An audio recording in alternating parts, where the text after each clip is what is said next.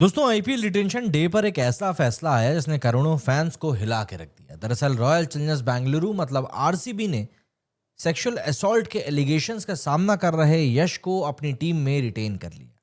सभी को उम्मीद थी कि यश दयाल को रिटेन नहीं किया जाएगा क्योंकि यूपी टी20 लीग जो चलती है वहां से भी बंदे को बैन कर दिया गया था। एंड इस पूरे घटनाक्रम के बाद में पूरे सोशल मीडिया पर एक अलग ही तरह की कंट्रोवर्सी क्रिएट हो गई।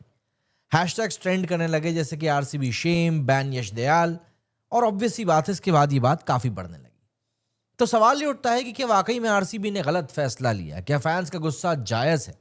आज इस वीडियो में हम इसी पूरे मैटर के बारे में बात करेंगे कि पब्लिक आउटरीच क्या है, क्यों है, एंड आरसीबी का जस्टिफिकेशन क्या है। हर एक चीज के बारे में बात करेंगे।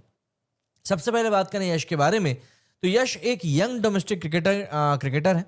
काफी अच्छा टैलेंटेड बंदा है। रिंकू सिंह ने इन्हीं को 5 छक्के लगाए थे, आखिरी ओवर में मैच को जिताया था।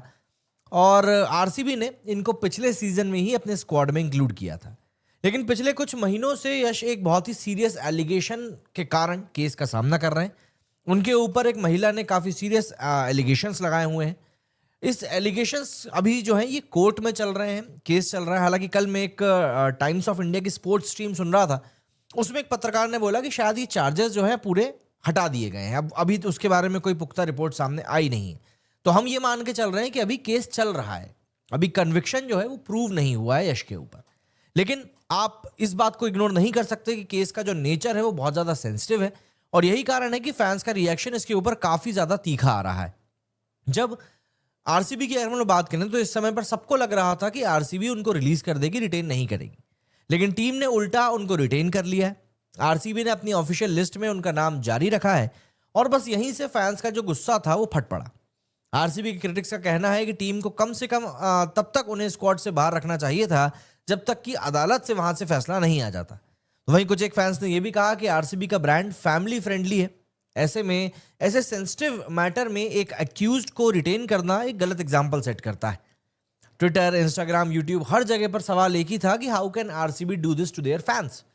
कुछ तीखे रिएक्शंस भी आए, जैसे कि आरसीबी ने अब रिस्पेक्ट खो दी है अपनी। अब कुछ लोगों ने यह भी किया कि ये आरसीबी के जो ओनर्स हैं या जो करता धरता है, उनके घर में किसी के साथ ऐसा किया होता तो भी क्या वो उसको रिटेन करते, और टैलेंट जो है वो एथिक्स से ऊपर नहीं होता। इस तरह की बातें फैंस ने कही।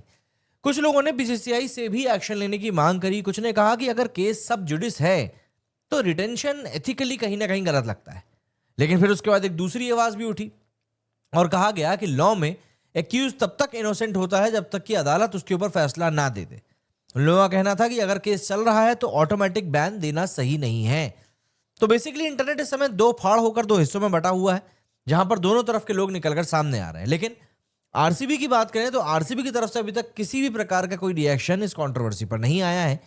लेकिन फ्रेंचाइज के अंदर से कुछ रिपोर्ट सामने आई मीडिया में, जिसमें कहा गया कि एलिगेशंस पर अभी कोर्ट का फैसला आया नहीं है, इसलिए लीगली एलिजिबल है बंदा खेलने के लिए।